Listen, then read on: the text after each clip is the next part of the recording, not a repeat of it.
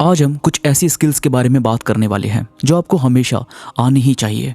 ये स्किल्स हर जगह पर काम आती है, जैसे मार्केटिंग करते हुए, सेल करते हुए, आपका बिजनेस है, जॉब है, या जहाँ पर भी आप इसको यूज़ करना चाहें वहाँ पर आप इसका इस्तेमाल आसानी से कर सकते हैं। ये चीज़ें आपकी कम्युनिकेशन में हेल्प करती है। ये स्किल्स आपको लोगों से जुड़ने में मदद करती है। ये स्किल्स आपकी सीखने की क्षमता को बढ़ाती है और यही स्किल्स आपको अपने बिजनेस को ग्रो करने में भी मदद करती है।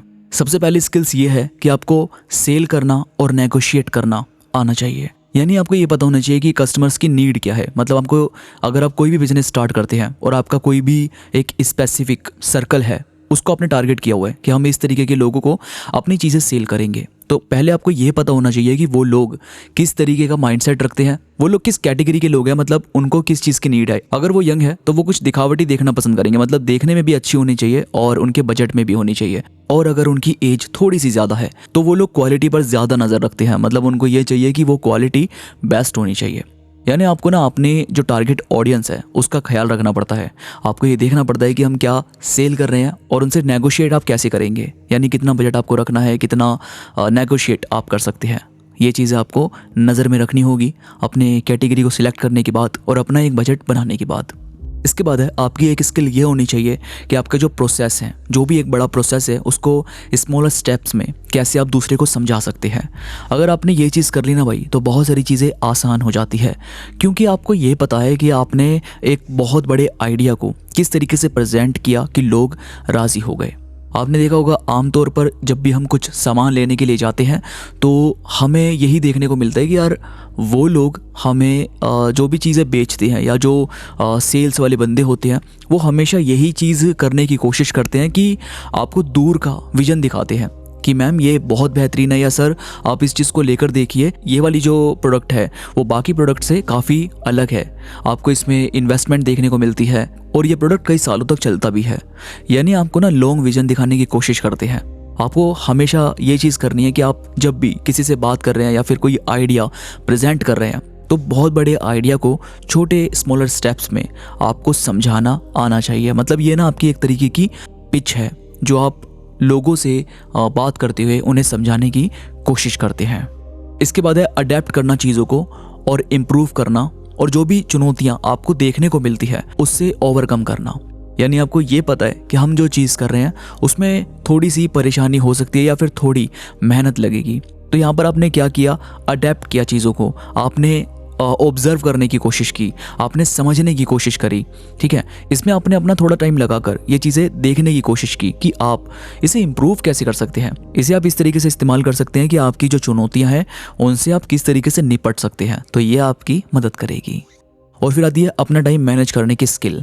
अपना टाइम मैनेज करने की स्किल के बारे में आपने कई सारी वीडियोस देखी होगी, काफ़ी सारी चीज़ें आपको पता भी होगी, लेकिन आपको मेन सबसे यही करना होता है कि आपको ना एक स्केड्यूल इस तरीके से बनाना चाहिए कि यार जो ज़रूरी चीज़ें हैं, मतलब मान लो कि आज शाम का कुछ प्लान है, तो आज शाम की चीज़ें तो आप थोड़ी प्री प्लान करके रखोगे ना यार, मतलब थोड़ा तो इस तरीके से करके चलोगे कि आप बाद में उसको मैनेज कर सकें।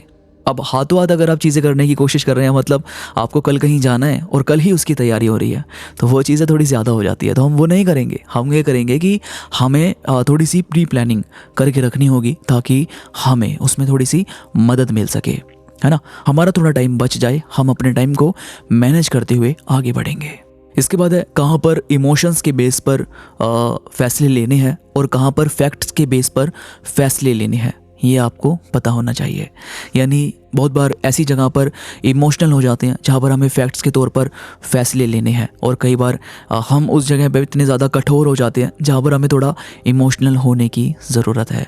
आपको बस ये ध्यान में रखना है कि यार जहाँ पर आपको इमोशनल होना है, मतलब जहाँ पर दिल का फैसला है, वहाँ पर आप दिल से थोड़ा समझने की कोशिश करेंगे, देखेंगे कि क्या चीज़ें की जा सकती है। और जहाँ पर आपको कुछ ऐसा फैसला है जहाँ पर मनी इन्वॉल्व है, फ्यूचर से रिलेटेड कुछ बात है, या कुछ भी ऐसी चीज़ है जो बड़ी चीज़ें हैं जहाँ पर हम थोड़ा फैक्ट्स के तौर पर बात कर रहे हैं, वहाँ पर मतलब रिश्ते नहीं है, बिज़नेस के बारे में बात कर रहे हैं, किसी और चीज़ के रिगार्डिंग हम कन्वर्सेशन करने की कोशिश कर रहे हैं, तो वहाँ पर हम फैक्ट के तौर पर क्लियर करने की, बात करने की कोशिश करेंगे।